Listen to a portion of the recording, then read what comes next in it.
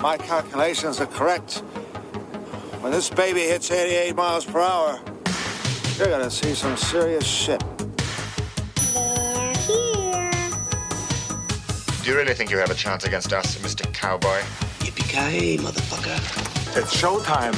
Right, welcome everybody to another episode of the VHS Strikes Back. I'm one of your hosts, Chris Phelps. My co-host and very good friend is Mr. Dave Horrocks. Hey there, Chris, and hello to our listeners out there. Welcome to the VHS Strikes Back, the show where we dust off the old video player and go on a nostalgic journey to look at the good and the bad movies of yesteryear. Now, Chris, this week I thought I would give you a little treat. There's a mid-90s movie that you haven't watched before. What is it we're going to review? Dave, we are going to review the 1995 Kevin Smith movie, Mallrats. I think it's Mall, but okay. Mallrats. No, it felt like a Mallrat, Dave, yeah. Now, Chris, I've already said you'd never watched this, but did you have any knowledge of this movie at all? No, the only thing as a precursor to character-wise was I knew Ben Affleck was in it. It's one of his first ever movies, and Jay and Silent Bob I knew of because of their movie, and I never got the attraction with them at all, even though I know who Kevin Smith is now because of our Comics in Motion podcast and stuff. And obviously he's an absolute trailblazer, isn't he, Dave? So well respected as a director and just as a person, really. His pop culture references, which you know I love, are synonymous and brilliant. However, I didn't know anything about this movie, and I think you put me onto this about 18 months ago, so we've been teetering on the edge of reviewing this at some point, Dave, haven't we? And yeah. Anyway, Dave, what about yourself? Now, I will say, so just done the Comics on Trial with Max and Tony, really quite a lot of fun. And one thing I didn't mention in there, but I did find in my research, it was actually Kevin Smith who suggested the Bat voice modulator. You know, obviously him and Affleck are big friends. Affleck's in this movie as well, and he said, well, Affleck's voice is kind of too high, so you know you probably want to use a voice modulator, which I think we agree is a lot better than Christian Bale just going, where is she? How fucking dare you, Dave? Lucius. You know I'm Bruce Wayne, but I'm still going to talk to you like this. Oh, Lucius. If we're doing this, Dave. You know what? We haven't done it for a few weeks, have we? I think we do it more on the Comics in Motion one, but yeah. Oh, you're not getting away with that, Dave. I do the Batman accent. You do the Bane one. feels like a comfortable pair of slippers, doesn't it, going into Batman and Bane? It rolls reversed today, though. I need to. Oh, you know what? I haven't responded to the Predator minute, guys. I need to get that set up. I think we're going to do Ninja 3, the Domination. That, yeah. I'll do that after we finish recording. This movie, Chris. So, Kevin Smith is one of those independent kind of writers and directors that came out in the 90s and was just, as a geek, certainly as a comic geek, but if you're like a Star Wars geek or anything like that, you'd have probably watched the first movie, which is called Clerks, which again, I'm assuming you haven't watched that one. No, I haven't. I don't think. It's a black and white movie, but again, really fast, clever, witty dialogue and stuff. And obviously that was the debut for Jay and Silent Bob. I remember watching Clerks, and I quite liked it, but I didn't really... it didn't grab me the way I think it grabbed a lot of other people.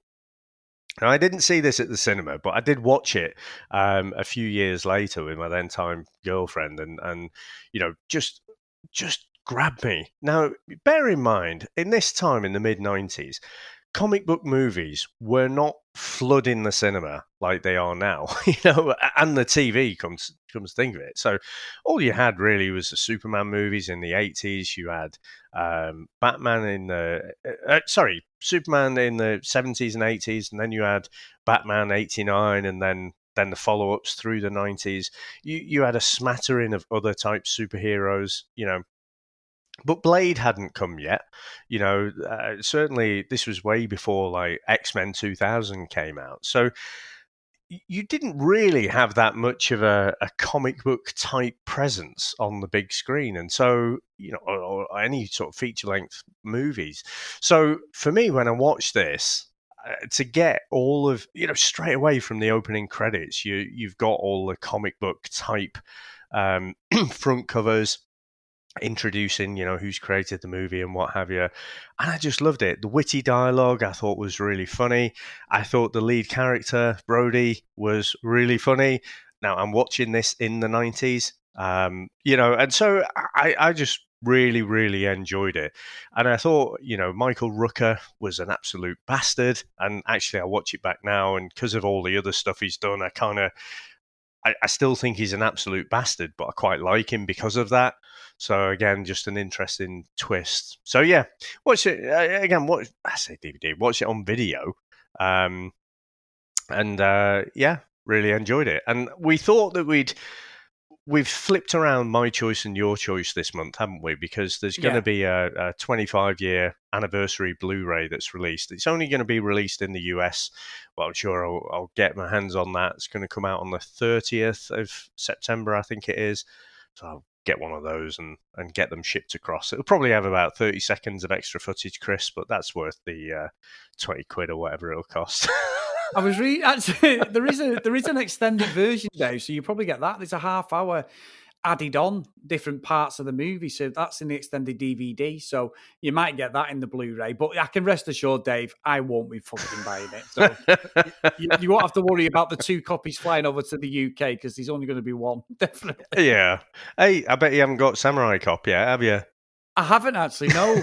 Max just sort of mentioned that as well. I need to get that, Dave. I do need to get it. I'm going to get it. There's no two ways about it because it's on Amazon as well. So I need to get that shipped over. That is just amazing. So we've got to do that. But Dave, anyway, shall we go into our trailer? Let's go. I've never met a person who lives in as much fear of his mother as you do. You want I should tell my mother what we do in here at night? What, that you play video games and I fall asleep unfulfilled? Oh, she calls you callow in here. You say that like it's bad. Well, it means frightened and weak-willed. That was the only part of the letter I thought was complimentary. This is Brodie's private hell. Where the hell did that come from? What's going on here? And these Brodie man, noochie noochies, are his friends. Ow! Oh, sorry. It's all right. What's a stink palm? Take your hand, you stick it like this. There, now you shake hands with the guy. You know how long it takes for that smell to come off?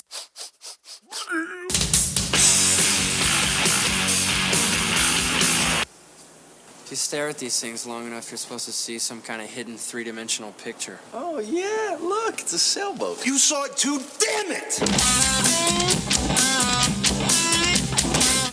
We slept together one time, remember, in high school, that ski trip? That was you?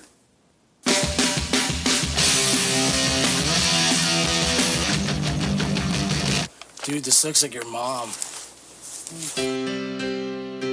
Bye-bye, Easter Bunny. There is no Easter Bunny! You know about this game show thing they got going on here? Well, we need you guys to somehow ensure that it doesn't happen. Fly, badass, fly! Good evening, and welcome to Truth or Date. Second suitor, would you ever make whoopee in public?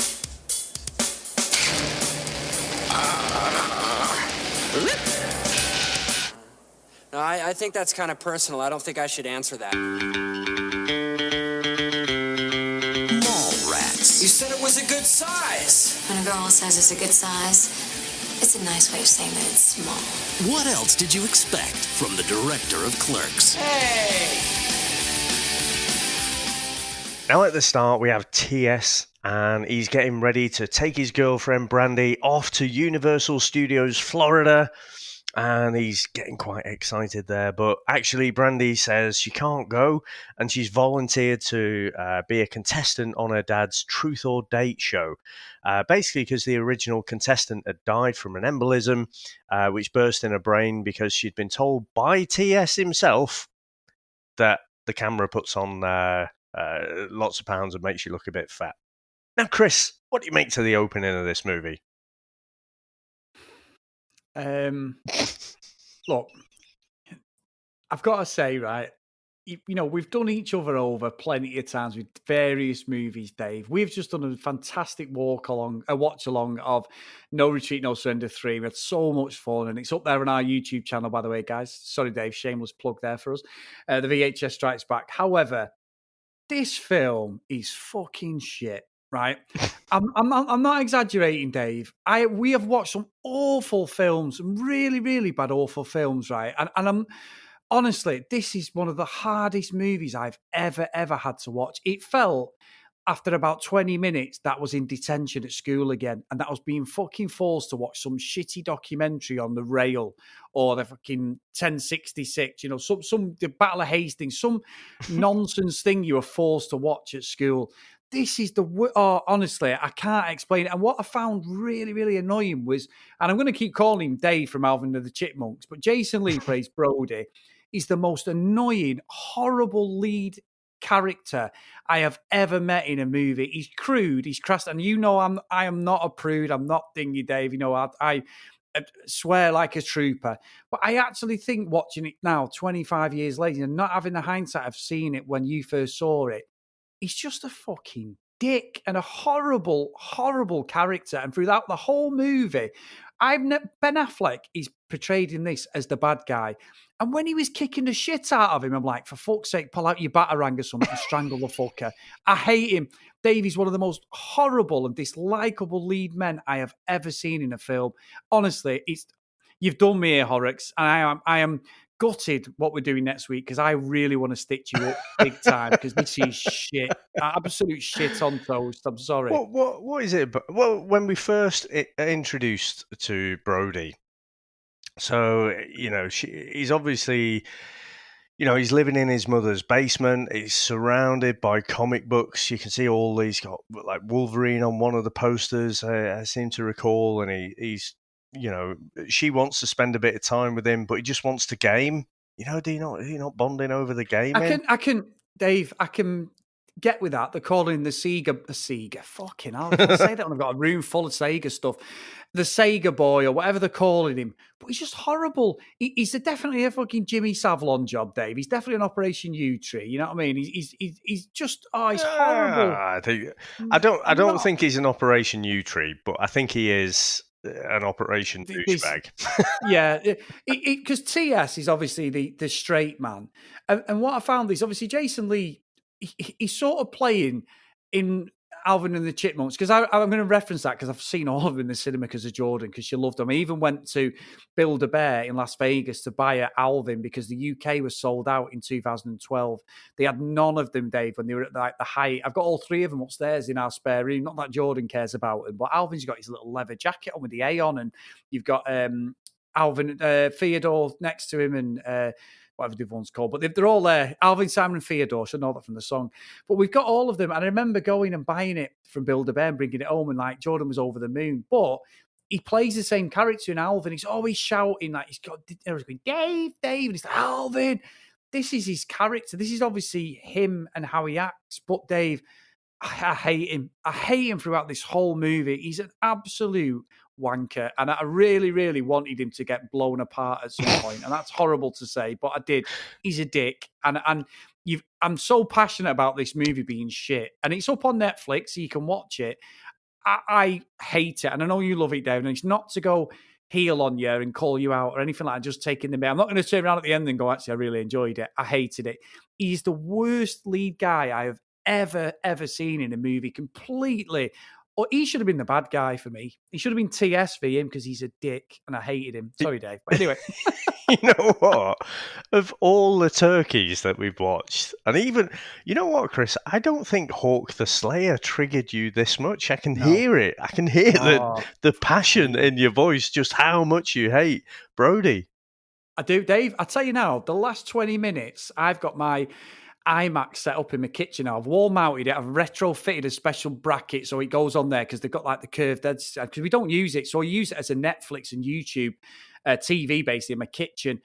She's no longer going to admit this. You're going to be like, fucking Chris is just American Psycho. At one point, Dave, I started shadowboxing watching it. It all started coming back to me then, the drop of the shoulder, the guard. And I just kept imagining his fucking head and my fist going right through it. I'm like, oh, I've never, honestly, Dave, you've done me because you're right. I'm not just doing this for effect. I'm not just doing it for the podcast. I hated him every minute he's on this film. I hated him. And I genuinely was like, oh, I can't believe Dave has done me. I'm laughing to myself afterwards going, I am going to get you back. And then I'm like, no, not because I know what we're doing next. And it's not going to be a bad one. So bravo, Mr. Horrocks. Bravo. Well, this is an intentional stitch you up because I genuinely like that. But let's try and deconstruct. So I'll tell you one. I'll go piece by piece, kind of why I love it. So again, this is mid to late 90s when I'm watching this. Now, this is before the Trafford Centre exists in Manchester, yes. Chris. Yeah. So I love the American malls. And really, in the UK, we never had anything like that, did we? We do now. No, we have lots of different shopping centres. And I use the Trafford Centre because it's around the corner from me. And I used to love going to the Trafford Centre. Also, the other one, across near Sheffield, Meadowhall. Meadowhall, yeah. They're very American in the way they're designed. So the fact that you've got two blokes there, they've both been dumped by their girlfriends, and then they decide to hit the mall. I was fascinated by this mall kind of culture.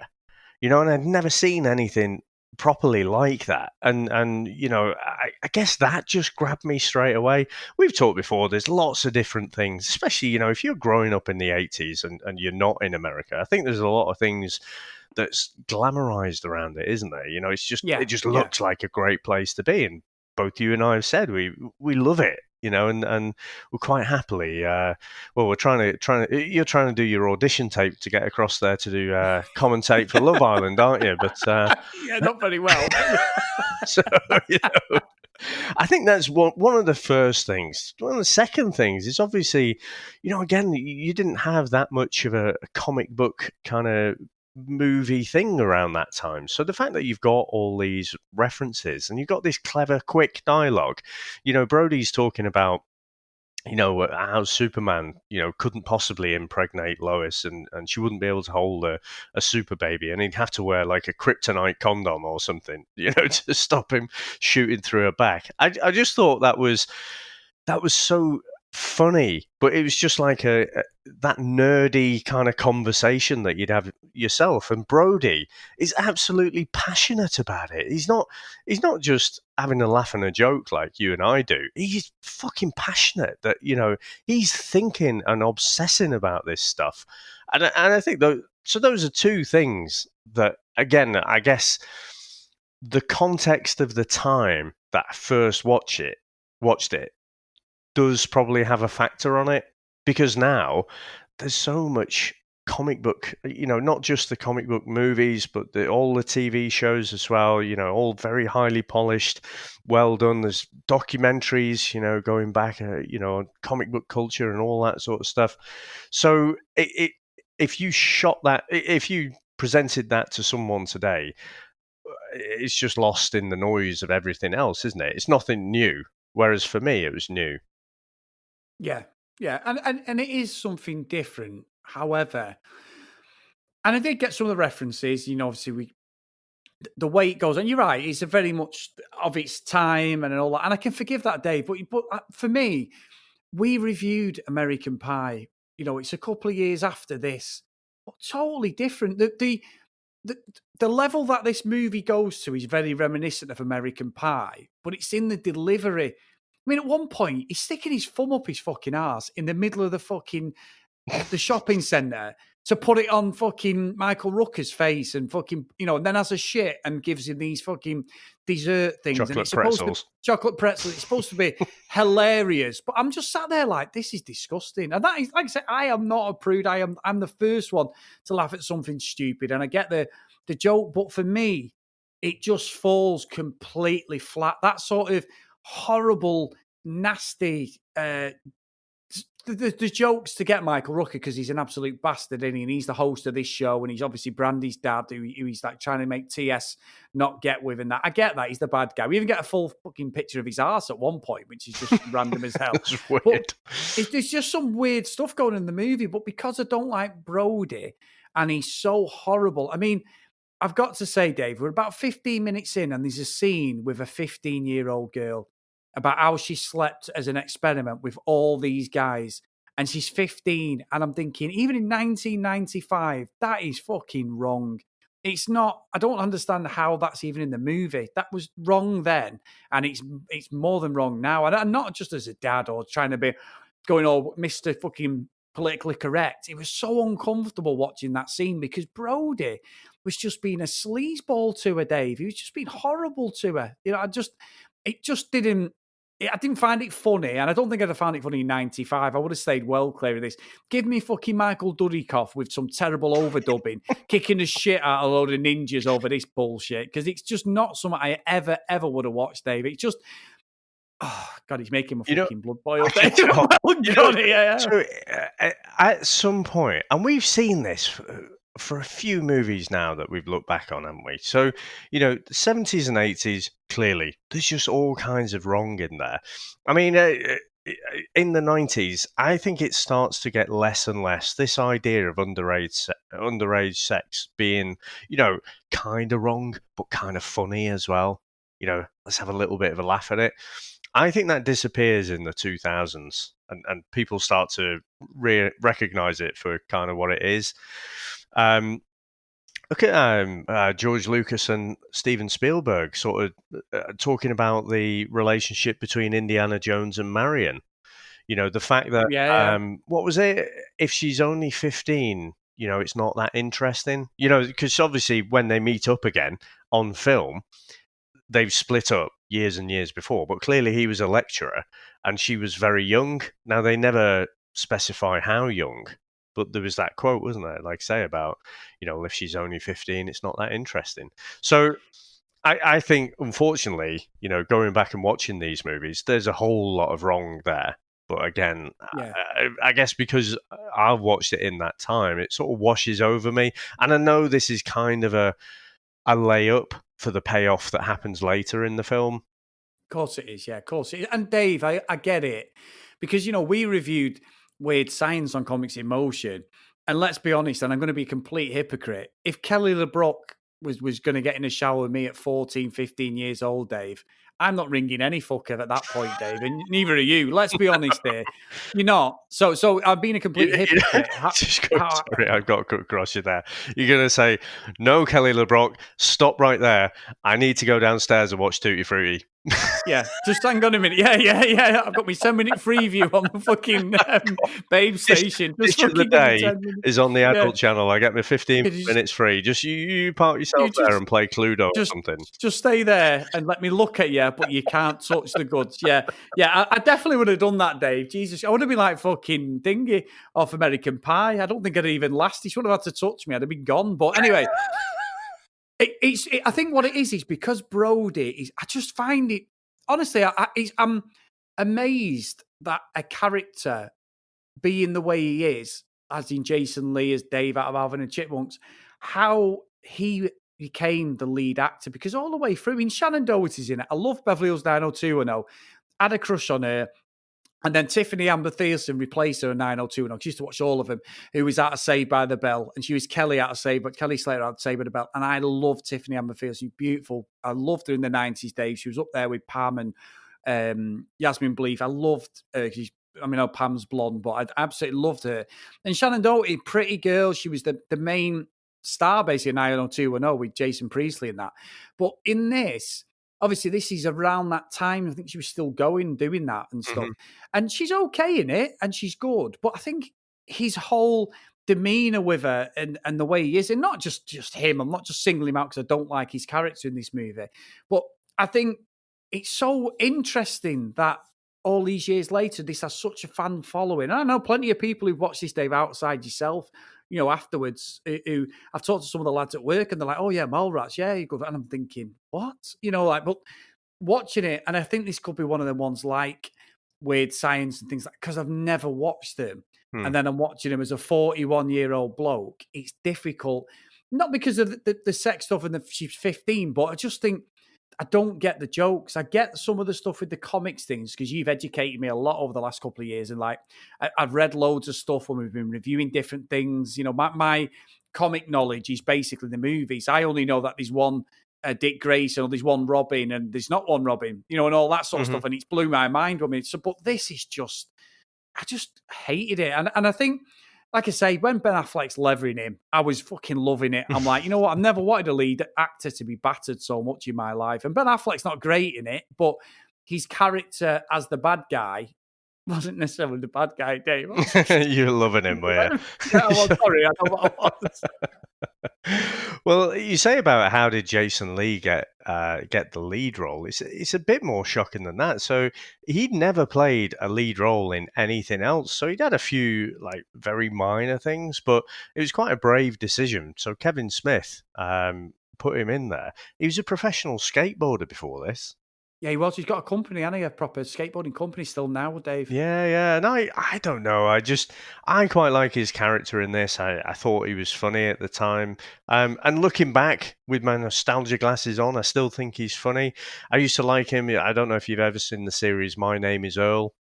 Yeah, he's in that. Yeah, he's the lead in that as well. And I just think he plays quite a good character in that as well. So, no, I think he's pretty good. And what do you reckon some of the side characters? Because you get Joey Lauren Adams, who plays Gwen, who's the blonde girl who decides to try on knickers and just put random. them back. Yeah, that was just random. She spent like 5 minutes talking to them both, just trying knickers on. And then just putting them back once you tried them on. I don't know what that was all about. Nobody in the shop stopped to. I tell you what, I find an enigma of characters, Dave, and I have watched Jay and Silent Bob. I don't like them. I don't get what it's about. I don't understand what it is. Jay is just a bit of a dick in this, and they're going around chinning people. And obviously, Bob, Kevin Smith, is dressed up as some sort of Batman, isn't he? And he's doing different things. I don't get what they're about. Even now, I don't understand what the big mythology is and the big online following of them. In fact, that it's a Kevin Smith. They're like one of them duos that have made a lot of money, and I don't know what they actually offer because I don't think they're good actors or anything. I just think I don't know. I just can't work it out. I can't remember. I don't think initially Kevin Smith was supposed to play Silent Bob. But I think he just ended up doing it. I'd have to go back and research Clerks. Like I say, I've seen Clerks maybe 4 or 5 times, but it doesn't grab me the same way Mallrats does. But that was their first appearance, and they just ended up these kind of side characters, and then they developed this bit of a cult following. And so, to the point where you've got these spin-off movies and stuff. I don't worship them as much as some other people do, but again, for me, it's just all part of the Kevin Smith formula, so you're going to watch a Kevin Smith movie, you're going to see probably Jay and Silent Bob. Yeah, and then I know Ben Affleck, they did one last year, didn't they? Ben Affleck was in it, Matt Damon. I don't know if you've seen that, Dave, but they did another one. And yeah, so I've lost track of what Jay and Silent Bob go back to the movies or something like that. I'm sure I sent you a clip of it, didn't I, when I was watching it? Because it's like Ben Affleck's talking as, the guy from Fashionable Male, so his character in Mallrats, but he's actually saying, Kevin Smith's lost it. Back in the day, back in the 90s, he used to be able to get Affleck in his movies. And that's when Jay's like, Batfleck like a motherfucker. So I love that kind of meta-awareness and stuff. So, no, I enjoyed that movie, to be honest. The one that I can't actually remember. The most recent Jay and Silent Bob movie. Silent Bob, yeah. I've read as well, Dave, that they're saying they're doing another Mallrats, aren't they? Yeah, I've seen that as well. Again, there's so many projects up in the air, and until it actually gets to shooting, I never paid too much attention, if I'm honest. But what do you think? We've got the best, Chris, in my opinion, the best Stan Lee cameo in the world. So in any movie that he's been in, you get Stan Lee, and it's not just a cameo. It's not just a one-liner. It's not just Stan for a bit of comedy effect and then for a bit of continuation, a bit of a nod, a bit of an Easter egg. He's actually in the movie playing himself. So Brodie can't get into the comic book store, and it turns out Stan Lee's doing a signing there. And TS, he wants, to give Brodie a bit of advice, but the best person it can come from is old Stan Lee there. So, I mean, what did you make to that cameo? It's brilliant, to be fair, Dave. That's about the only redeeming thing of the whole movie. I will say, though, Dave, what the fuck's going on with Stan Lee's hair? I was transfixed by his hair because he's got like his hair slicked back, but the actual tip of his hair is to one side. And then he's obviously got a wig on of some sort because what was he here? He must have been about late 60s, 70, probably mid 60s, probably when he died when he was 90, didn't he? Yeah. So his last year, obviously, an absolute legend. Love Stanley, love all these cameos in the movies. But I don't know what it was, Dave. This sounds awful. I just kept looking at his fucking hair going, is that an Irish jig or what? What the fuck is that going on? Because his chat is great. I know you're not going to forgive me for this, Dave. And it's really good that he's in the movie. And I totally like these little references to Spider-Man, the Hulk and everything. Talks about his wife, doesn't he? Or this woman he lost and all that. And it's really good. And that's when I kept thinking, well, maybe Brodie's going to turn over a new leaf and not be a dick. And literally 5 minutes later, he's got his finger up his arse, Dave, in the middle of them all. So, yeah, it didn't. Stan's speech did not work one bit. Well, the speech was more about his girlfriend, wasn't it? So not just be a complete dick, full stop, but kind of he was talking about love and everything. And from this little part, Stan Lee and Kevin Smith ended up having for Stan Lee, a lifelong friendship after this, and I was kind of grateful for having this little part in it.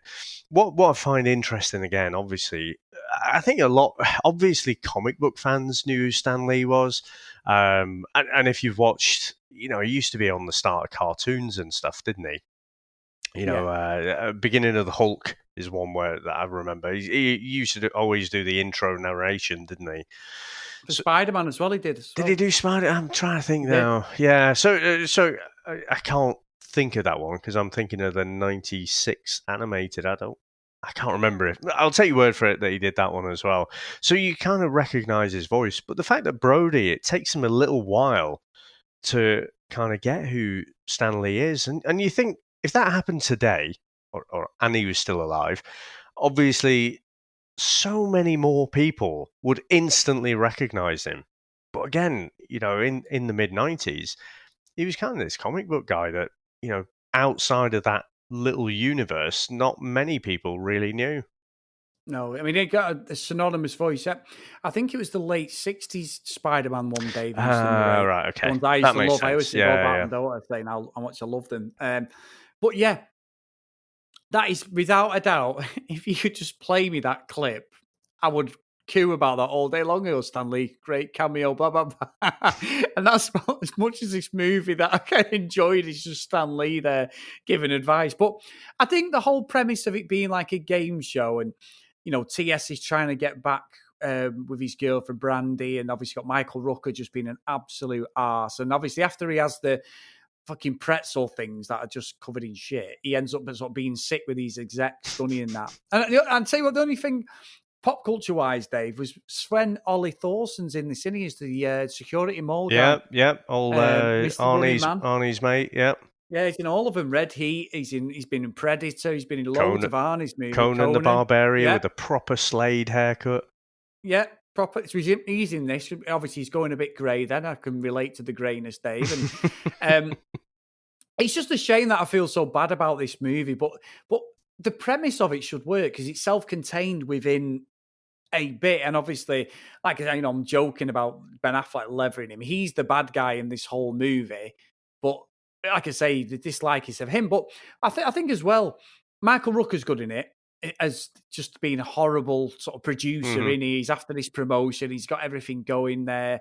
TS is good as well. I mean, there's a funny bit later on where some guy comes up to him before they start the game show and goes, "Are you the one who's just been dumped by?" And he turns down and just chins some bloke and just carries on as if it's nothing, But yeah, that's the only bit that actually had me chuckling because he just passed it off that he's absolutely just broke someone's nose and just carried on having a pop at Brodie. But yeah, I'm sorry to be Mr. Negative heel today, Dave, because I know you like it, and I'm trying not to be horrible about it, but it just really pushes all my buttons, fortunately.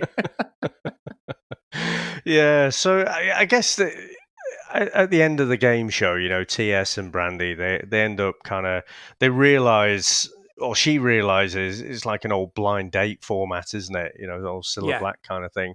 And, she realizes who it is, but then they end up making up. So that's all sweet. That's all sorted. But then you've still got Brodie and Renee. They're still split up, and this is where kind of Jay and Silent Bob's plan, and you get again Kevin Smith. He's pretty much dressed up as Batman there, isn't he? He's trying to dive off, and he ends up playing this tape, doesn't he? Because the inappropriate layup that we saw before, where we had the 15-year-old girl like videotaping all these people she's having sex with, turns out that she'd been having sex with Ben Affleck's character, the Shannon, who works in Fashionable Mail, who likes to have sex with people in a very uncomfortable place. He gets caught out for statutory rape, and so there we go. Saves the day, and Brodie gets back with Renee. So But go on. Go on. When he gets done and he's obviously sleeping, she's just sat there like, yeah, whatever. And he's giving it his best, Ben Affleck, and he's Shannon. When he gets arrested, I love the fact that Shannon Doherty's character, Renee, he walks past her, he's just been done for rape, and she like laughs it off like he's just been done for smashing a window on a house. She's like, I'll see you, yeah. I'll see you again in 7 years, whenever it is. And then we get the prelude to the fact that obviously Mr. Affleck, Shannon, he's getting a bit of man love in jail, Dave. Yeah, I think so. He likes to. He had a line earlier, didn't he? So, and they used to. He kept saying about screwing people in a very uncomfortable place, and they said, "What, like the back of a Volkswagen?" It's like a reoccurring joke throughout the thing. But then we see that the tables are turned in prison a little bit later on, and again a little bit like what was the Trading Places? Yeah, a bit of man rape, really funny, isn't it? In the 80s and 90s, there's nothing more funny than seeing the antagonist, anally raped. Yeah, well, it's a gorilla, terrible, isn't it? Yeah, he's a gorilla. You got the worst end of the deal there, wasn't it? But you do the old comedy music and the old. And it's just wrong with that, Dave, it's just fucking funny in the 80s and 90s, isn't it? Yeah, it's like don't drop the soap. It's like, come on, you know what I mean? But it's of its time, isn't it? And I think as well, like, TS and Brandy get together, don't they? He's going to get married to Michael Rooker's just, he's absolutely ruined him. He's called Jared, isn't he, the dad? But there's nothing redeemable for me about it. It's just a stupid romp. That for me is just a misstep completely. I just don't get what it's about there. But I love the fact that you like it for the references, the pop culture references, because there is loads of blink and you'll miss it moments. Even me, who's got such a really poor and basic knowledge of the comics and stuff, there's loads of little Easter eggs in there. Like I say, I kind of like the idea, that whole Mallrat culture, it's this own little ecosystem, that was just foreign to me, growing up in fucking northern England. It was just far from anything. And like I say, now walking around the Trafford Centre, you kind of get it is an American mall pretty much, isn't it? Yes. You've got all the food courts. There's a little debate about that. No, I just love it for all that as well. And like I say, best Stan Lee cameo. And of course, when TS and Brandy get married. And I did have a little soft spot for Claire Forlani there as well. She's actually an English actress, just playing an American. I thought more so than Shannon Doherty. I had a bit of a crush on her. But they get married at Universal on the Jaws attraction, Chris, which is obviously no longer there. I don't like the fact they got rid of that. Have you ever been to the Universal, actually? No, I haven't, actually, no. And I know that backlot, that Jaws, there's loads of people asked for it to come back, don't they? Yeah. I mean, they've got the Transformers right there, and that's all right. But it's like your Michael Bay Transformers, and it just lots of metal and you can't really tell who's fighting who and whatever. But no, I've been to Universal a few times now, and I absolutely love it. I think it's great. You know what, Dave? We're going to have to do Jaws at some point, aren't we, on this? Yeah, I watched that last year, and that's going to be an interesting one. I still, 44 years, Chris, and I'm still petrified of sharks, and I still blame fucking Jaws and Steven Spielberg for the fact that they've made that a fucking PG, which is ridiculous. Especially the bit where Quint is getting bitten in half by your massive great white shark. When he's on the end. Yeah. Fucking PG, you shitting me? Hey, I'm the same, Dave. If I can't see up the floor of the sea and I jump in, I'm getting back in that fucking pedalo like there's no tomorrow. I'm literally pole vaulting in there because I'm shitting myself. I think, have I told you? I can't remember, but I was 19 in Gran Canaria, and my girlfriend at the time, she wanted to pedal out, as far as we could go. Had no fear of the sea whatsoever. Now I'm 19, Chris. We'd been going out for, shy of a year, and I don't want to back down. I can't fucking let her know that I'm shit scared of the sea. So we're pedaling out, and I'm not looking back really at the beach and where it is. And then eventually she goes, this is probably enough. I look back, Chris, and the beach is fucking miles away, right? And I'm still okay. I'm holding it together. I've got that veneer of, I'm the man in this relationship. I'm fucking not scared of anything. It's when the pedalo, we've stopped pedaling, and the pedalo is just bobbing in the water, and I can hear the waves slapping against the side. I was like, nope, that's it. Fucking, we need to go back right now. I remember it, Chris, and this is a long time ago from when I was 19 now. I remember it as if it was yesterday because I fucking shit myself. I just pedaled like I was fucking Roadrunner or something. And once I got back to the sand, I was so happy. And then you dumped her. No, we carried on going on. No, yeah, you fucking ever do that to me again? I must have been really white because I when the colours just drained from your face. I didn't like it, and it's purely down to Jaws and that recognition. I could hear it. Like what you hear in news. Fucking hell, if someone was behind me with a cello, I'd be fucking off. Yeah. I'd be doing the old Jesus. I'd just fucking leg it back. In fact, have you seen the In-Betweeners? Where Simon goes, do you not think it's a bit far? He goes to jump off and swim back to the shore. It's like, no, I'll be fine. And then end up having to rescue him and stuff. That was about as far as we were out. It took us quite a long time to get back. I bet you got a bollocking, Dave. You pay by the hour as well. Yeah. I did not care. I'd have fucking paid for someone else to go and take my go, to be honest. So yes, we should definitely watch Jaws at some point. But yeah, I guess I can't be any more scared of the sea than I am now, but that's going to bring back a lot of childhood memories, that one. I'll tell you what, I'll tell you a quick story, Dave. I'd completely nothing to do with Mallrats, but more to do with the Jaws thing. Is 2007, Dave, go to Tenerife with Sam's uncle. He was the guitarist in our band. You remember him well, Aidan, yeah? And me, him and Sam were like, you know what? I fancy going on a banana boat. Never done it before. Always fancied it. I'm a good swimmer. To swim every week. At the time I did, I was like, I'm fine. I can do anything for me. But Dave, I'm about 16 stone at the moment, hoping to get back under 15 very soon. But I'm about 16 stone then, Dave. 18 and a half stone then. Easy, no problem. So I was a big boy then. And me, Sam and Hayden were looking at this banana boat, and there's a woman there, Dave. And she was of the big nature. And you know me, I am not the type. I'm not, because I got body shaming. Yeah. Yeah, but I'm sort of hypocrite myself as I'm talking about this. But I'm not. I would never call anybody fat. I would never say anything about that because I had it when I was growing up. It's just not my thing.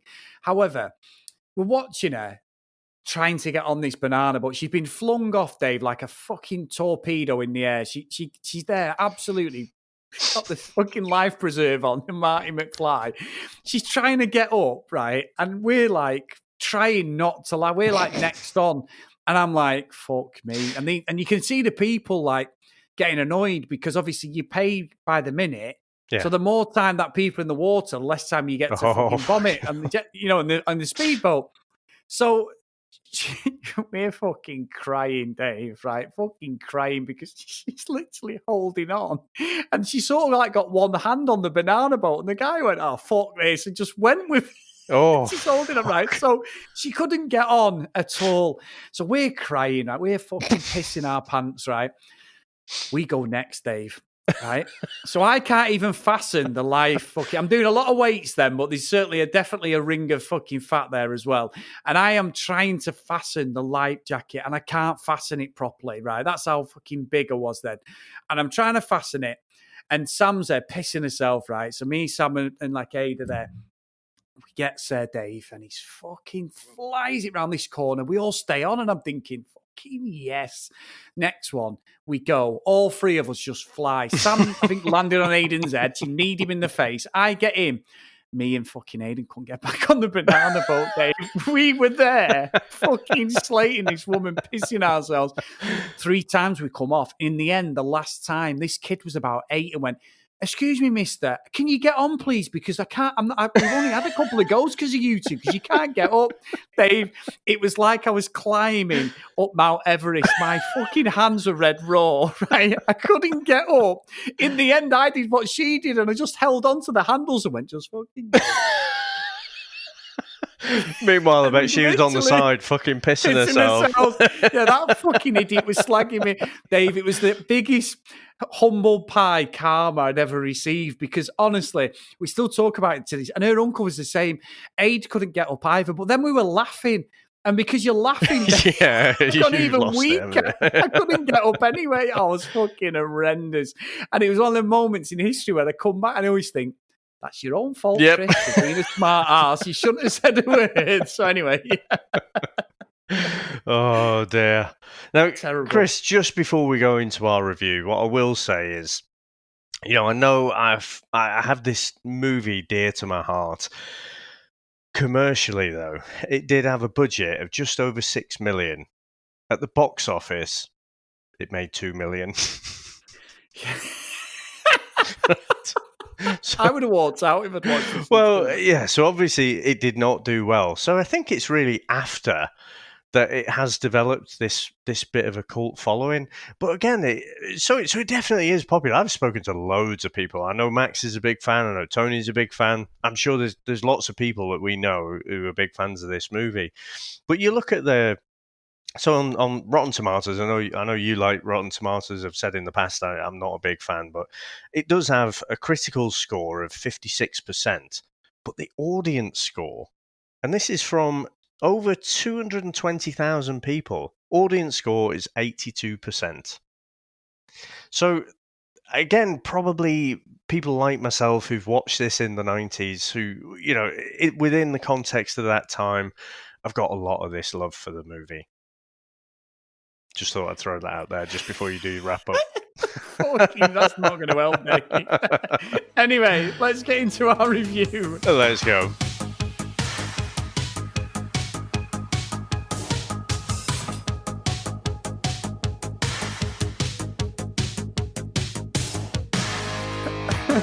Now, Dave, do you want the good news before or after your review? So before you go into our review, I'd just like to thank our Patreons. So we have Tony Farina, we have John Hammond, and we have Brent from the Cinema Chat podcast. And so thanks very much to those guys.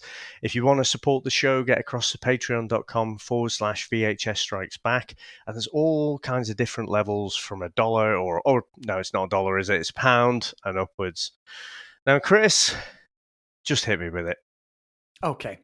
Dave, this is, without doubt, one of the worst movies I have ever seen. And I will say, I don't necessarily think it is the worst, because the Stan Lee cameo is redeemable, Dave, because he's such a great guy and gives, his creation gave me so much joy growing up as a kid, and the movies that, the Marvel stuff, absolutely love Stan. Other than that, it's fucking terrible. Brodie Bruce, as a character, who appears in most of the Silent Bob films. He dragged Jason Lee out of the fucking cupboard and off his skateboard. He's terrible. He's one of the most dislikable lead characters I've ever seen in a movie. I absolutely wanted to ram my fist in the screen. I hated him. I fucking hated him. I'm so sorry, Dave, to be so negative. It's not my nature to be like this, but oh my God, talk about a character triggering me. He's crass, he's minging. Obviously, it's not him, it's the writing and everything that he's got to work with, but it's just awful. It really is awful. I mean, I think it's when the start, when he said he was getting a blowjob and he farted in her face, Dave, and I'm like, really? Do we need to hear this sort of thing? Do you think this is funny in 1995? I don't think it was then. It's not now. So, Dave, this film is terrible. And I just wish that Ben Affleck had the hindsight of thinking, you know what? In 20 years' time, I'm Batman. If I just pulled out my fucking big bat harangue or something and just kicked the shit out of this guy, it would have been so much more of a better film, Dave. Back to the Future style. Maybe we should have that. Ben Affleck goes back and just levers Brodie, because I would pay good money for that.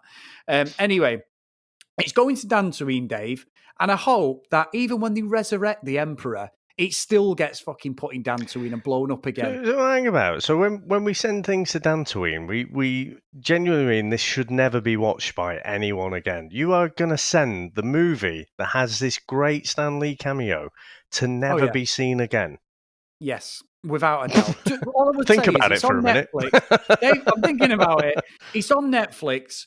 Get to that section in the movie. Find out when that is. Enjoy that and don't watch the rest of it. That's what I'm saying, Dave. It is terrible. It's worth the 2 minutes. Even on YouTube, it's probably on that cameo. That's the best bit of the movie. And anybody watching it, come at me if you disagree, because I think it's awful. Max, Tony, I know you're listening, but maybe, Dave, this should be a Comics in Trial movie, because it does sort of almost come across, because I will absolutely go to town on this. It's awful.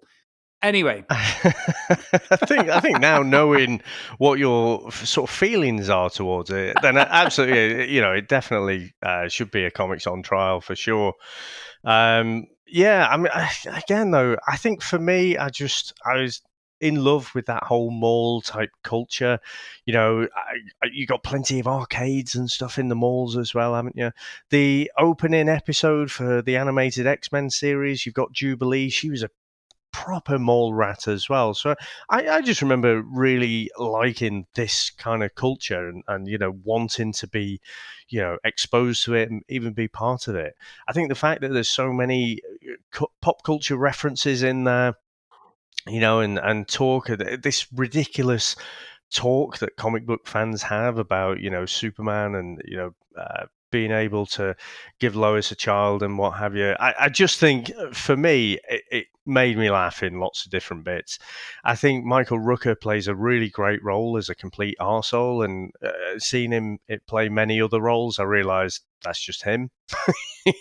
Playing himself. I think the next one that we're going to see, he's in Suicide Squad, isn't he? So yes, we'll see him play himself dressed in a costume.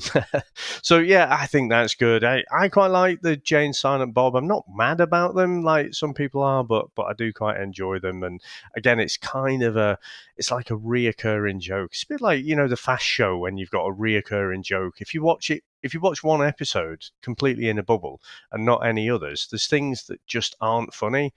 But when you watch it week after week, it's the reoccurring jokes become funnier to you. I think there's an element of that as well.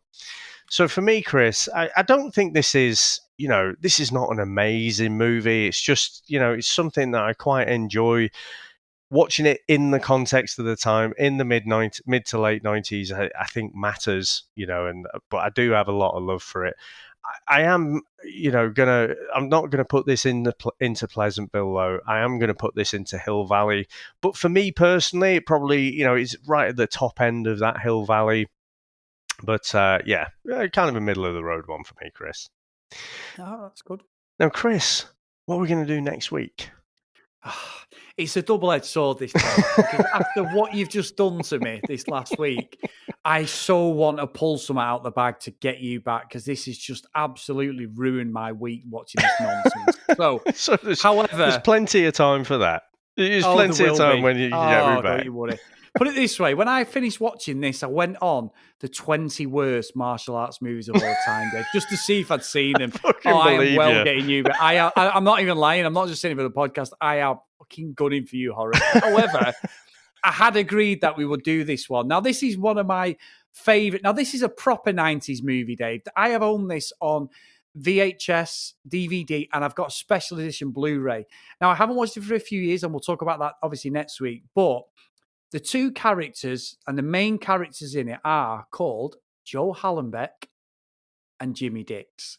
And they are played by Mr. Bruce Willis and Damon Wayans, Dave, because this is one of my favourite action movies of the 90s, The Last Boy Scout. And I cannot wait to review it because I know it's one of my favourites, but I really will be gunning for you in the next few weeks. So anyway, enjoy the trailer, everyone.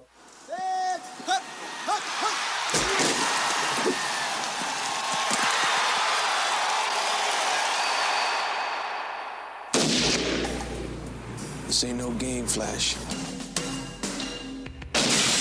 Joe Hallenbeck's a private detective who's run out of luck. If you touch me again, I'll kill you. 2 for 2. Told you. Jimmy Dix I like Prince. is an ex-quarterback who was thrown out of football. Another tragic tale of wasted youth. You're nobody. Shh. Don't tell anyone. They were trying to clean up their acts. You vacuum, I'll dust. When they got dragged into the dirty world of sports corruption. So you're gonna bribe some senators to legalize again? Legalize sports gambling. Now, Son, we're going to a ball game. they've got one shot What am I gonna do? Point at the bad guys and shoot! to get the goods on the bad guys. This once, I would like to hear you scream. Play some rap music. Not like these, man. Take your best shot. If they don't kill each other first. That was a bomb? Either that or a hell of a factory recall. Bruce Willis, Damon Wayans,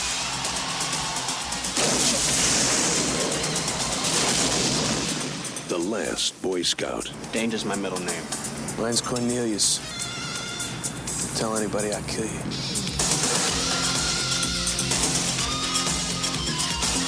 Now, Chris, I've only seen this once, maybe twice, and I definitely remember renting it out. I remember being in the flat in Preston. I remember exactly where I was for this one. And I remember enjoying it, but I don't remember it particularly being anything that really grabbed me. I've never owned this on any medium. Obviously, I'll have to rent it out now. But yeah, it's going to be interesting to go back to this one after you've just destroyed my movie. So let's look forward to next week, shall we? Yeah, because you're going to do the same now, you bastard. Aren't you? But no, I think as well. The one thing I would say is Bruce Willis is just playing John McClane with a different name. That's basically what he does in every movie, doesn't he? He doesn't deviate from being John McClane. Other than The Sixth Sense, he is just John McClane. But however, this really, I really enjoyed this. And my dad loved it as well. He still watches it when it's on, or he'll dig it out. I think he's got it on DVD, but I originally had it on video. I actually had. And what it was with this is I went through a phase in my local video shop. I used to buy the ex-rental movies from called Sound and Vision in Old Road.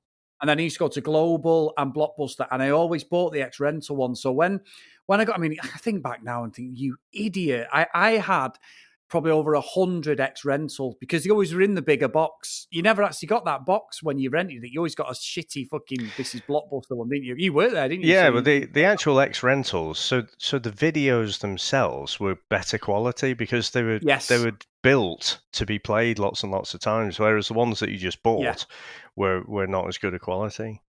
No, you're right, because I had stuff like I had having a poster on my wall of AWOL, Absent Without Leave, which is Lionheart Van Damme, and I had Bloodsport on my wall, but I had The Last Boy Scout. I had another 48 Hours. I had Beverly Hills Cop. I had all sorts of martial arts stuff as well. I had loads of movies I used to just buy there, go in rent on. I used to get them for like a couple of quid, Dave, you know, and you were like, oh, this is great. So I had like the ones that I would buy from HMV and that, but this was always one that I loved. And I can't wait for next week. And I also can't wait for what you're going to say to us. So anyway, so if you want to get in contact with us, guys, on Twitter at VHS Strikes Back. If you want to email us, the VHSstrikesback@gmail.com.